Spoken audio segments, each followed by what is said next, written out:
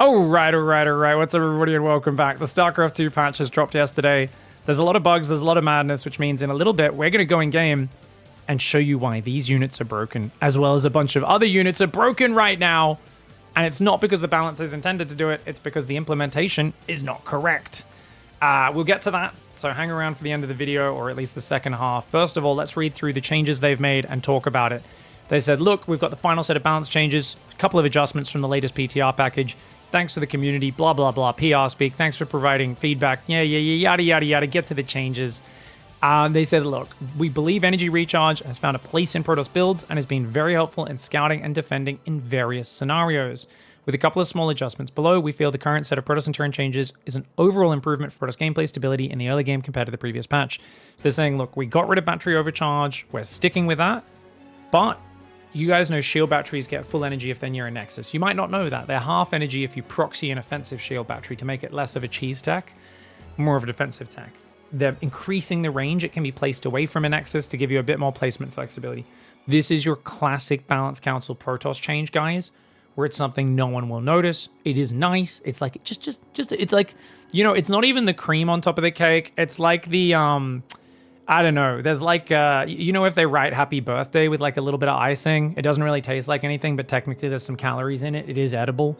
That's essentially what this change is and what many of our Protoss changes are. It's not bad, just a small little thing that helps. They've also increased the casting range for energy recharge ability, saying the increased range will allow Protoss players to be more flexible when placing shield batteries while defending their bases and expanding to new locations without boosting the offensive capabilities of shield batteries. Problem, ladies and gentlemen. Problem. You cannot right now, in the current version of the game, cast energy recharge on a warping in unit. There's nothing about this in the notes. I am crossing my fingers this is a bug. I'm pretty sure it is. I've seen a few people going, what the hell? Why is it removed? That's just annoying. Because during the PTR, you could warp in a High Templar or a Sentry, immediately cast energy recharge on it to give it 100 energy, and go about. Instead now, you warp in, you got to come back a few seconds later when it finishes warping in to then cast energy recharge on it, which is quite annoying, as you could imagine. Other changes, the mothership model size is reverted and the ultra model size is reverted. What this means, guys, is the mothership, remember they made it cheaper, smaller, faster. Now they're making it a big, chunky lass who's shooting 4 lasers at once. She's way more cool, right? She's also unabductable, so of course they're going to make her chunky again. They're going to make her big, and they're going to do the same thing with the Ultralisk, because Ultralisk can now push through units. Ultras are also going to go back to being Chunkalisks. My first game seeing Ultralisk yesterday, I was losing my crap. They just look so big and epic. And since they're not just getting stuck behind each other the whole time like they used to, and getting stuck behind your army, it actually feels good as well looking at those Ultralisks. I still don't know how powerful that change is with the Ultras being able to push other units out of the way to get to the front. Friendly units, not enemy units. I'm really curious to see where that change does land. And they basically said, hey, we just want this to be there, the power level, the feeling of the units. Let's make it, you know, look really good. And who knows, maybe it makes focus firing the unit a bit easier. They should really make it so the Ultralisk is abductable again as well. Unfortunately, they haven't had a chance to put that in this patch, but that's something I've been pushing for, so you can abduct Ultralisks across wall-offs and things like that. And I think hopefully we get that in a future patch, because that's a vestigial kind of change they made, where they made it the Ultralisk's ability. They gave that same frenzied ability to the Broodlord, made it unabductable to break Swarmo stalemates, and they forgot to remove the fact that Frenzied originally never stopped abduct, but then they changed it to do that. They removed Frenzied from Broodlord at some point, but they didn't go back and fix the previous change. And this is something where you can see that StarCraft has been a little sloppy in terms of like recording why changes were made, and then kind of like having some sort of spreadsheet that goes, hey, if you're changing this, these are 3 things that we have that are other patch changes that are contingent on this change. If you're removing this, you should change those things as well. And over the years of StarCraft, that just hasn't happened when Blizzard was in control, nor when the Balance Council was in control. But now that the community's weighing in and they are actually being listened to, I'm passing a lot of that feedback directly to the Balance Council. And we've had a few of those changes already go through. Would that make Stasis work versus Ultras? No, it wouldn't. No. Abduct is different. Yeah, for whatever reason, Abduct is like its own ability. Yeah. All right, guys, they got rid of the Thor explosive payload weapon change. That made the Thor down to 7 range, but it did way bigger AoE. I think it was cool. I wanted to see it tested. I just didn't get a chance to see Thors versus Void Rays, Thors versus Mutalisks, pretty much at all during the PTR. And they're even saying here, look, we received feedback from Terran players and players from other races. They didn't feel positively about the change because it didn't unlock any new playstyles while negatively impacting existing ones. I don't know what playstyles it negatively impacted. I guess mixing Thors in versus Widow Mines. I honestly feel like all the feedback for this was purely a bunch of people being like, oh, wouldn't Thors be worse versus Mutalisks, even though arguably they're way better? Because no one tested it. This is like one of these changes where we've got pros deciding on balance during the off-season when very few of them are playing the game. I honestly feel like, I don't know if it was a good change or a bad change. At least they've said, look, we're going to change for this. We're going to reverse this for this patch, but they haven't ruled it out for future patches. This one definitely needs more testing to actually know if it was a good or bad change. I can't even tell you whether it was good or bad or what the effects of it were. All right, guys, in real time, Gemini, while I'm recording this video on Twitch, has just linked us one new borderline game-breaking Protoss bug. Is this linked to a video or something like that? No, it doesn't. Due to recent worker change, if you make a gas with a probe, you shift Q another command, the probe will sit at the gas forever and fail to do subsequent commands. For example, you make 2 gas really quick, the probe will sit there an entire minute until the first gas is done, mine the gas, then proceeds to do what it's... Is this why my builds were so bad today? Is this why my builds are so bad? Oh, I've been playing Protoss all day. Someone mentioned this. I was like, I didn't notice anything. Maybe my gases weren't getting queued up correctly. What? Or maybe I was actually selecting multiple probes to build gases. How did I not notice this? I've been playing games all day as Protoss, guys. So I don't know if this is just a Protoss change or what. They said due to a recent worker change, but what's the recent worker change? Oh, where workers waiting for gas to finish don't appear as idle. Ah, so there is an effect. Oh, crap. Oh. So guys, this is the change. Workers waiting for a refinery extractor or assimilator to finish do not count as idle. And this is like, why didn't we ever fix this? I think we're finding out why we didn't fix it, because otherwise it's gonna say I need to finish mining from this gas. Otherwise I'd be idle. If I'm idle, I will do the way shift works, right? So the way shift works, if I'm a probe and I get told build a gas, then go build another gas, and then go back to mining minerals, the probe is going to build the gas, and once it starts building it, it's going to go, cool, I'm idle. I will start mining it if I didn't get any other order. If I get told just to mine the gas, it'll just wait, and then it'll go on the gas once the gas finishes building. But in this case where you've queued it up, the reason it doesn't just wait for the gas to finish is it counts as an idle worker in between. And it goes, oh, I've got a queued up command. Let's go do that next command. Let's go build that other gas. And then it becomes idle once it starts building the gas, and it goes, oh, I've got another queued up command. Let's go do the minerals. And now that we've removed that, the probes are just sitting next to the gas, mining a single gas strip. And then they go back to going, oh, I've got another shift command in the queue. Okay, I'll go build that other gas now. Chat says it only affects Protoss. I think it should affect every race, right? Shouldn't this affect every race, guys? Is this only Protoss? Surely this affects every race the same. I don't see any difference between the two races. Oh, because you don't use the same worker to build things. Of course, I'm so dumb. Zerg kills the worker to build the building. Terran, you're not going to queue up multiple gases. Yeah, okay, so this only affects Protoss. So that's, you can see how this snuck through, right? Maybe they only tested it with Terran and Zerg, and no one noticed. I can't believe no one noticed this in the PTR. Maybe this didn't get properly implemented in the PTR. Because otherwise I feel like we would have noticed this. That's fascinating. All right, guys, so continuing here. Ghost nerf. Community concerns. We've heard major concerns from multiple professional Terran players about the Ghost nerf. There wasn't full alignment among balanced council members regarding this change. However, we also believe that proceeding with this change was desired by the community. So we'd like to move forward with the Ghost supply nerf for 5.0.14 while continuing to carefully monitor its effects in both the Terran vs Zerg and Terran vs Protoss matchups. So I think they're talking about Crank, right? He spoke publicly once or twice about this on his stream, I believe, where he said, hey, this seems, talking to the Korean Terran players, they're all worried about this Ghost nerf being kind of brutal. And that makes sense, guys, because if you think about it, if you're a Korean Terran player, beyond Maru, Kua, any of these guys, you already have like a 3% win rate versus Serral, and unless you're Maru, a pretty low win rate versus Raynor as well. So the idea of, oh man, I couldn't beat those guys in late game already. You know, oh, now my ghosts are going to be 3 supply. It is a pretty big change. I think the big point here that a lot of people in the community have made, and I do somewhat agree with, is that ghosts being that it's going to weaken the late game, the maxed out army. But Protoss is kind of fragile on the build up there as well. So this doesn't really affect the ghost in the mid game too much, other than you needing to build your depot slightly earlier, right? Once you're maxed, you can't have as many ghosts in your army. I still stand by the fact that I think there are many more elegant changes than making the supply 3. And one of those would be, don't make the ghost a fighting unit, or at least a much worse fighting unit. The ghost in StarCraft 1 was a 45 hit point guy that would get one shot by anything. Didn't have great stats, had pretty, it just died. It was a spellcaster, right? High Templar, Infestors, any of these other spellcasters, they're not fighting, right? The Ghost has a gun, but he doesn't need to be as good as a Marauder, or, I mean, I'd say they're better than Marauders, right?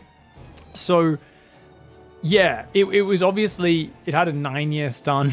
It did have some very good abilities, but they were still not used that much, right? That Ghost. So, there is an argument here that, like, you don't even need to make it a bad fighting unit, but I was suggesting things like knock 25 hit points off the Ghost. Why is it so tanky? Right? Or make its damage a little bit less or something like that, right? So the Ghosts, I personally feel like, I don't feel like the Ghost needs to be as well-rounded as it is and can be more of a spellcaster. A lot of people in the community have also been pushing for putting EMP on the Raven. They're like, EMP's so friggin' good. Put it on the Raven, a unit that's kind of hard to manage with your army. It's going to be hard to land those EMPs. You shouldn't... Basically, like, Protoss players and a lot of the community are like, why does a good fighting unit also have an AoE that's arguably better than Psystorm? Because, like, can you just imagine if your High Templar also was a Stalker or something like that? People would be pretty mad about that. Where it shoots up, shoots down, decent, what the hell? Chat says arguably? Absolutely arguably. You can't kill units with an EMP. Yeah. Not saying it's not saying it's better. The balance wine is in chat like, no. You need to balance wine more in this video, Pig. You can't. You need to balance wine more. No.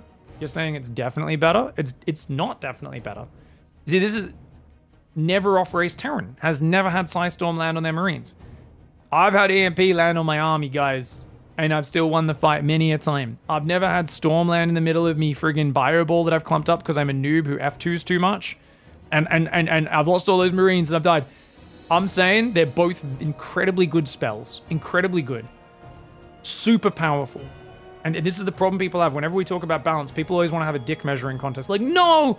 Your one's way bigger than mine. Because this is the weird thing about StarCraft. Unlike men actually talking about the size of their junk. In StarCraft, we're always saying, their junk's bigger than mine. It's not fair. Your junk's big. It's too big. Your junk's too big. It doesn't matter. Just stop sidetracking things, chat. You guys need to stop trying to win your stupid, your dick's bigger than my contest. I'm a fan of the inverse measuring contest. Yeah, they're both insanely good. But imagine if the High Templar also was like a Stalker or a decent, well-rounded fighting unit. So that's, don't get me wrong, the 3 supply change is still big. What I love about the 3 supply change is that they listened to the community. This was the most popular change with the community. People were shouting for this. I think Winter apparently was the person who came up with the idea and just ranted about it on his stream and in a video or two, and then the community kind of ran with it. I like that a balance council is putting things the community want into the game, even if I don't think it's the most elegant solution. It's decent. Zerg vs Protoss, with the mothership no longer being abductable, the overall late game Protoss army being stronger after the Tempest change. Sorry, are we actually saying the Tempest stronger? I'm sorry, are we just objectively saying that? Yeah, you get a few more, you get 1 more Tempest with your maxed out army. Now I have 6 rather than 5. They have 1 less range. Like, I don't think we can just say objectively the Tempest better now. I think you could, range is a really big stat, guys. It's very important stat. And this actually might make Tempest significantly worse versus Terran, because that range is important for kiting Vikings. I think against Zerg, because Corruptors have to get pretty close, you're probably okay with this change to have a few more Tempests. But yeah, I don't actually think we've made the Tempest any stronger.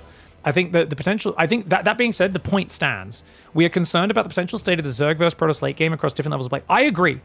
Not in this point about the Tempest being stronger, but I think the Protoss army was already really strong at EWC.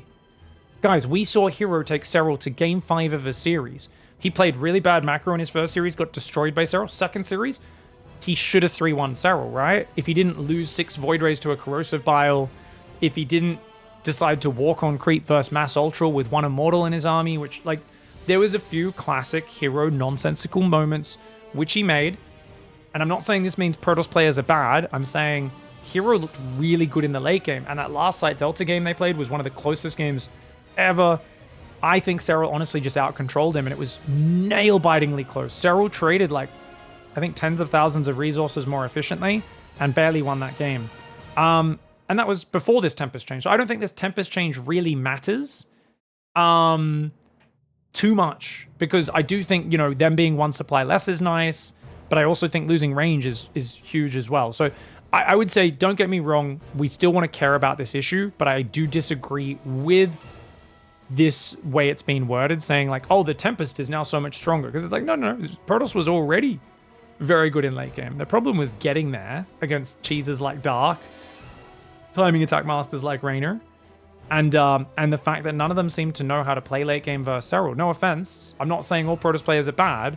I do think Protoss has a lot of weaknesses, but I think PvZ has, for the most part, been relatively balanced over the last year or two. I haven't looked at it the way I've looked at PvT and gone, oh man, like every tournament.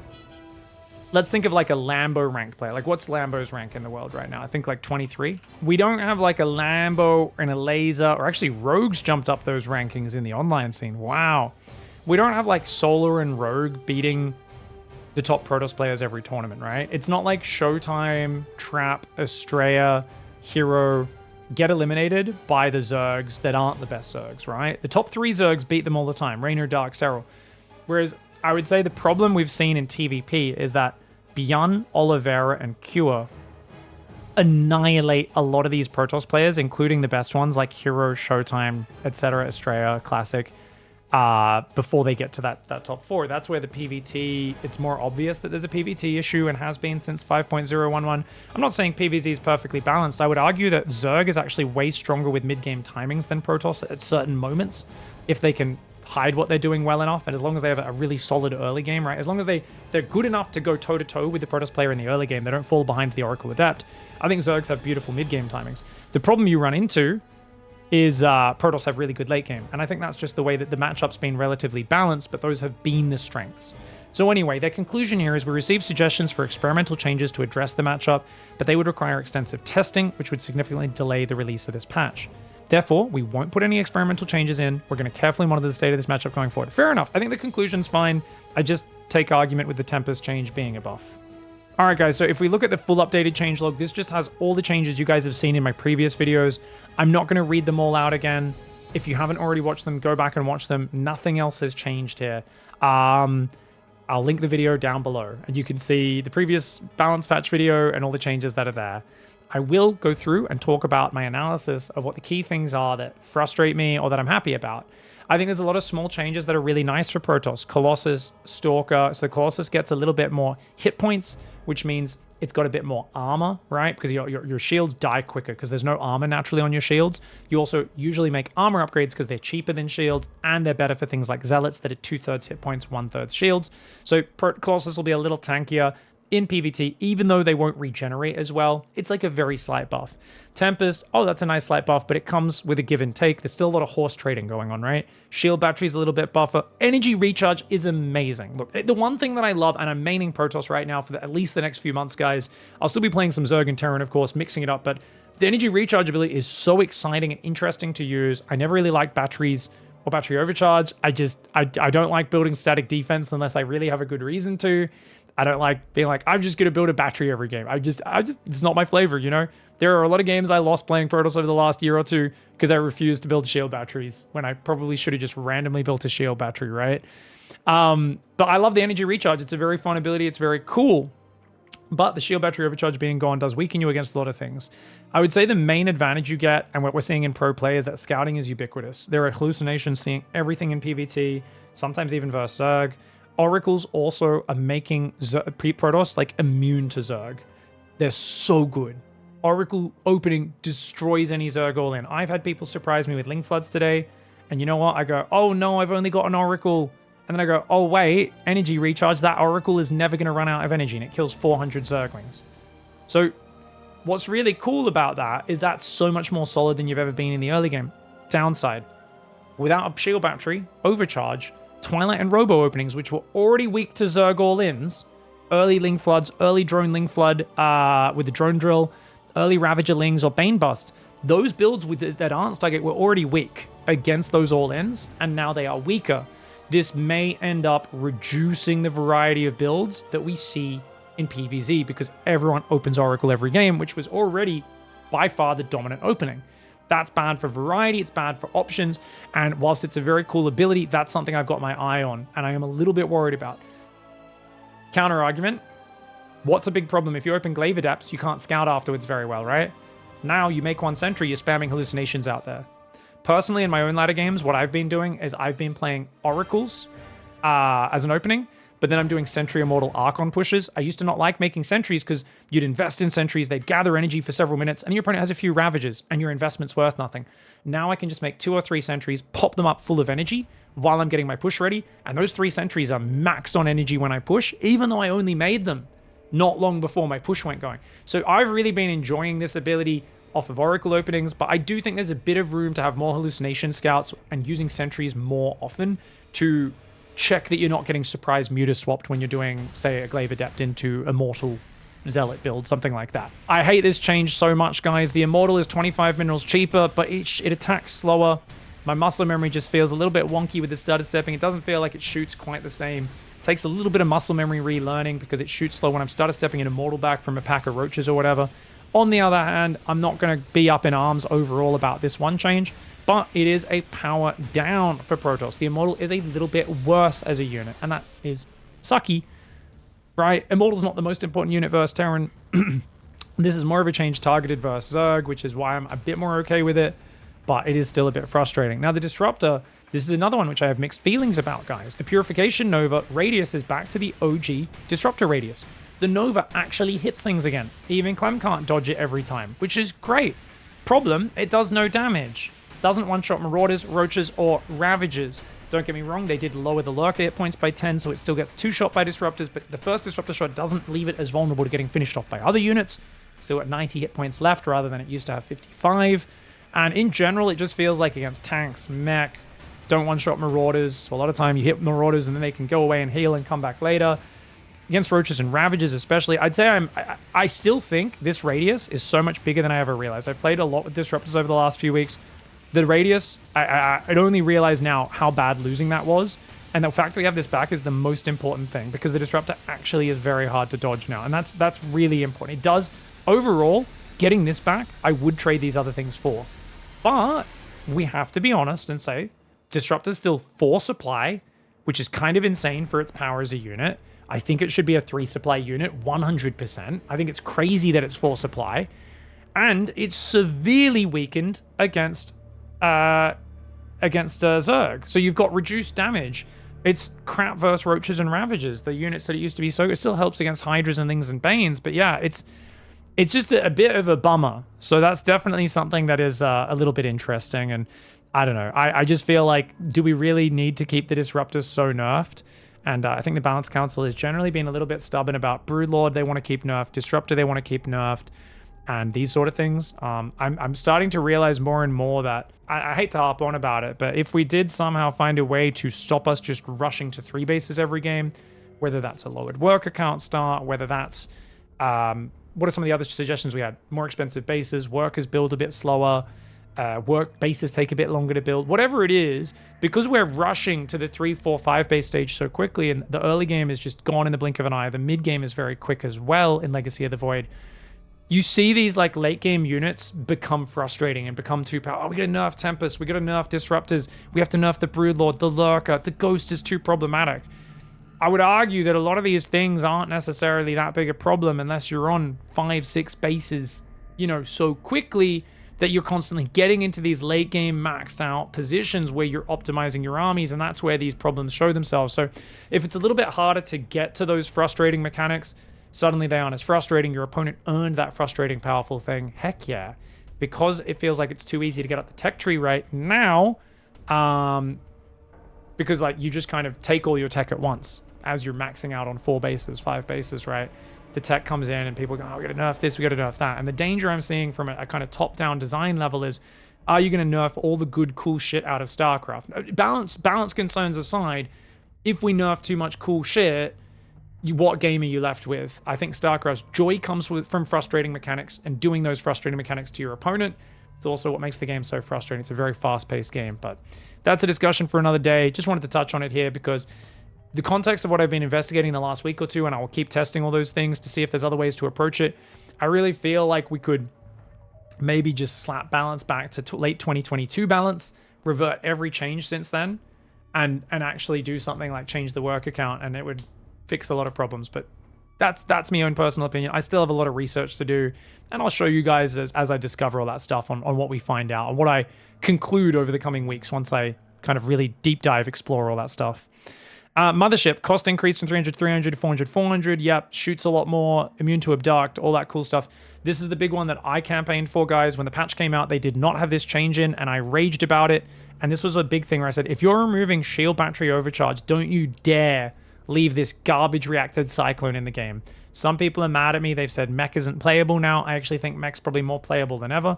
I think the new Cyclone is so hard to play against if you're not used to it. It really requires reactions and to play a bit differently, but it's also a bigger investment. I like the new Cyclone, the old Cyclone, the Tech Lab. Let's call it the Tech Lab Cyclone to not be confusing.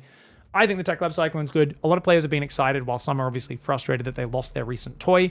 But I think when you take away battery overcharge, I mean, we already saw how vulnerable Protoss was. And don't get me wrong, this Tech Lab Cyclone shuts down things like Oracles and Phoenix and that sort of stuff even more, or Adepts. But it also is a way bigger expense. So if Terran wants to get this early Cyclone out and shut down your Adept scouting and defend your Phoenix and Oracle really easily, they have to put a lot more money into it. And that opens up opening variety for Protoss massively. So I love this change. And I'm glad that so many pro gamers and people in the community got on board with this, because I'm not saying I made this change happen. Literally, I made a video and said, at least change this.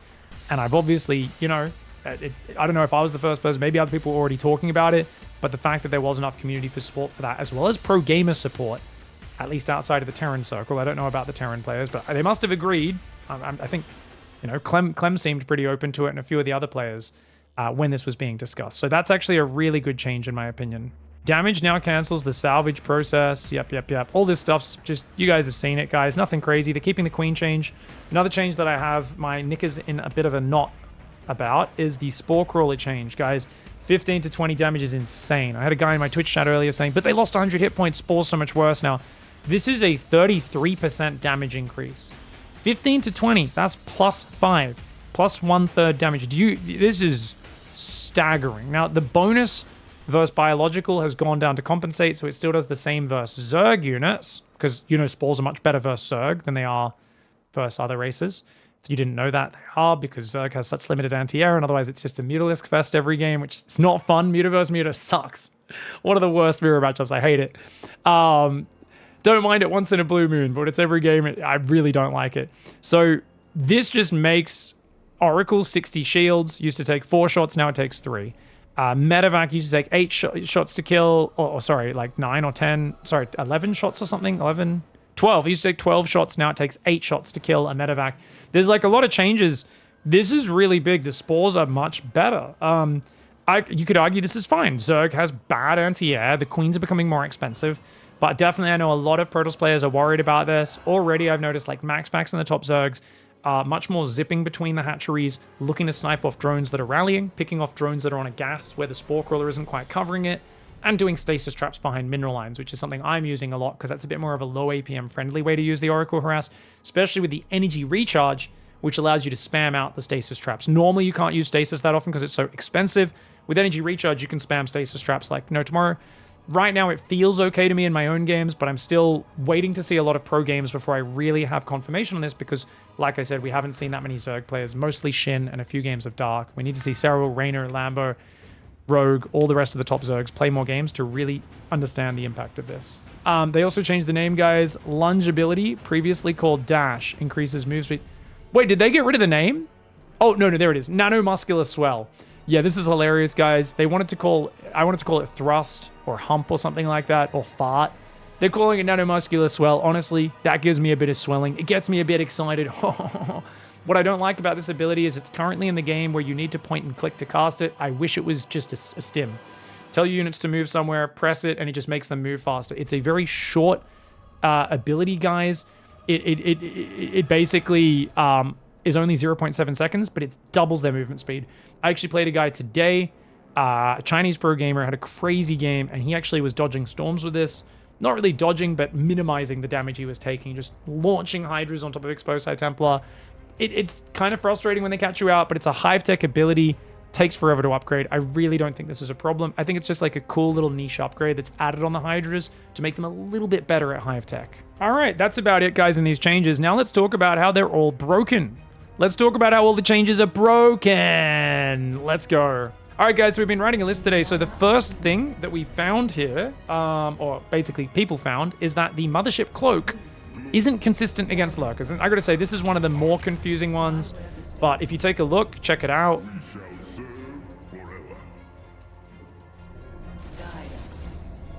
Sometimes it can attack them, sometimes it can't. If I move them forward a little bit more, what's going on? I have no idea. It's really inconsistent, guys. Sometimes they seem to be able to see them, sometimes they can't. I don't know what's happening. Someone who knows how the editor works, I'm sure, can figure this out. So Mothership Cloak seems to be a little bit buggy. I'm not sure if that's just for lurkers or other units sometimes can see them and attack underneath as well, but something that needs to get looked at.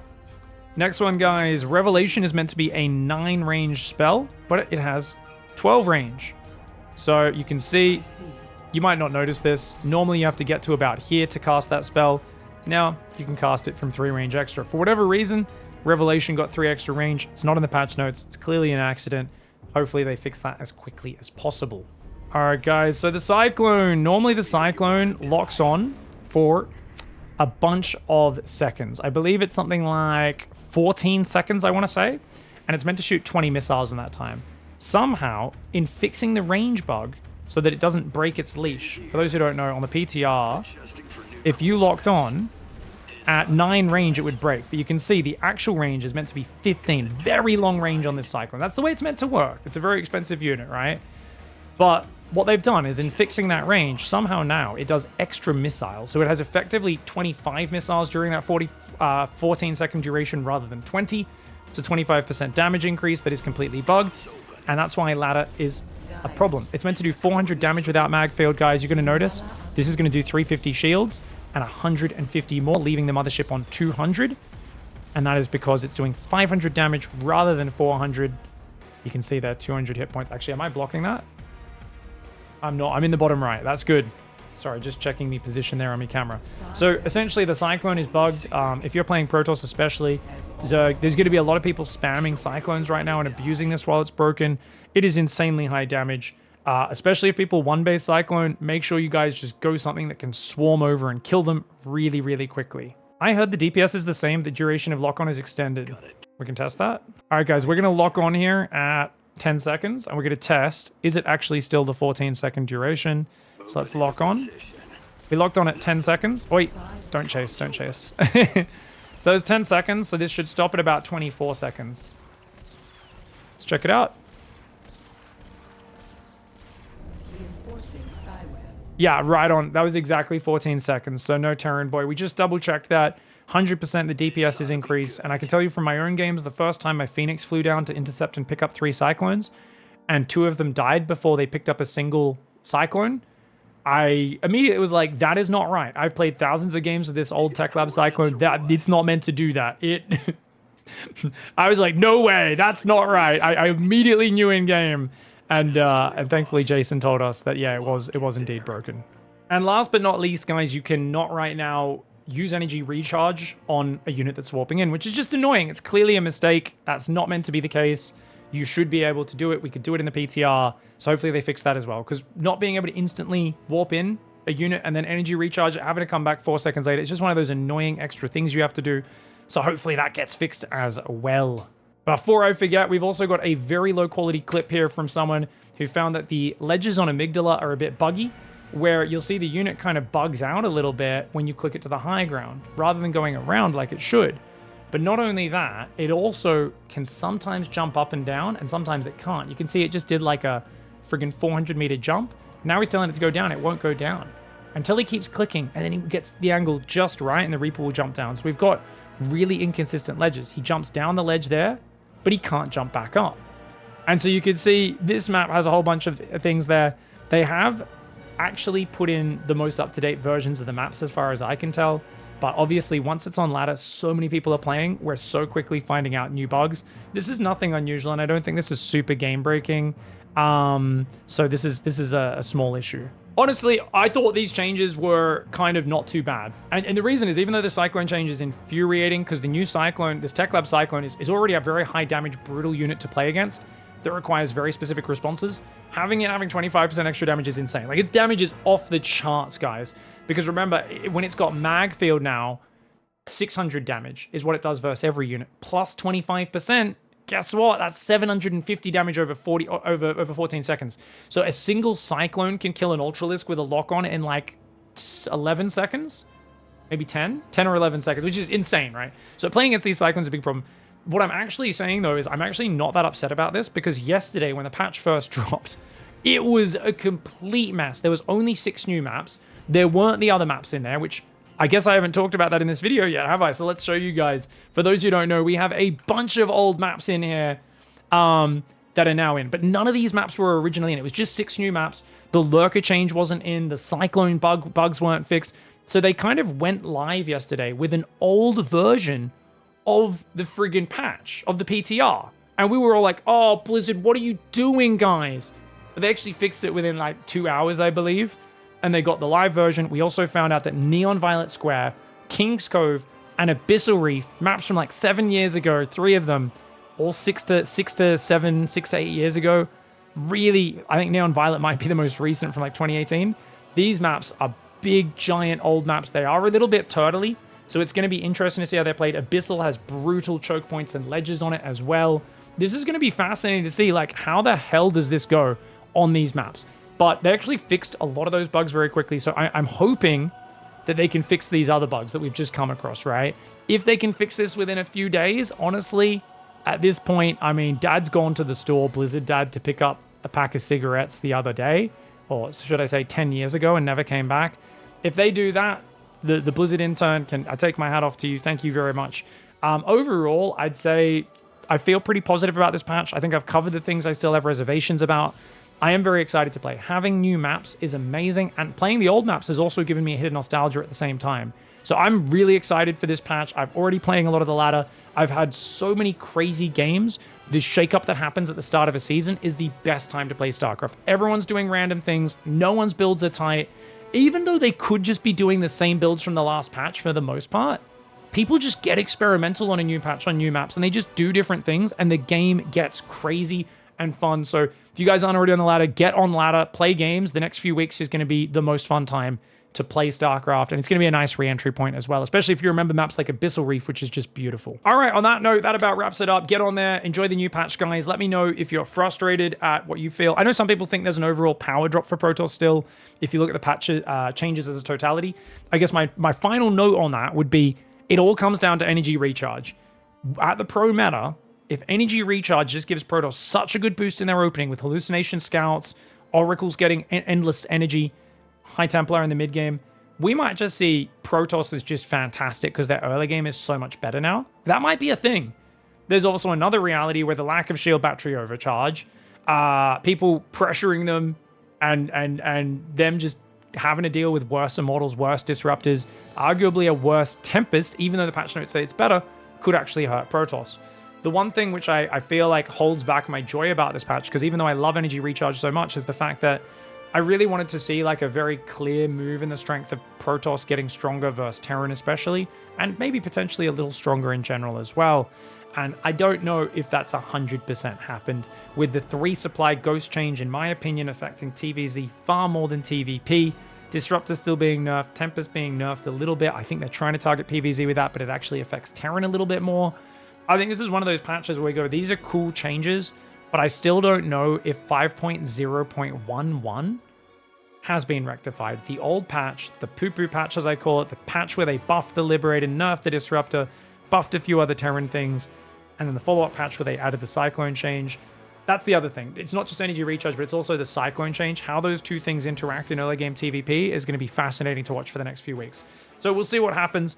I do hope they're open to doing another patch within a month or two, if there's enough clear feedback about it. And I do think there is always the chance for that. Usually we have a few patches throughout the year, but they're kind of smaller ones, and then one bigger patch at the end of the year. But I don't see why we couldn't have a bigger patch during the year if the meta isn't good, and especially if Protoss players aren't doing well in tournaments. For me, I don't need a Protoss player to win a tournament, but I do want to see a Protoss player in the semis. More often, I want to see a Protoss make it to the finals at some point in the next few big ones as well. Obviously, you can never guarantee that. StarCraft's a high variant sport, and there is a ton of different top players who are going to play their best. You can't just look at the next tournament and go, if Protoss doesn't win, we're angry. If Protoss does win, or if Protoss doesn't win, we're angry. And if Protoss does win, we're like, yay!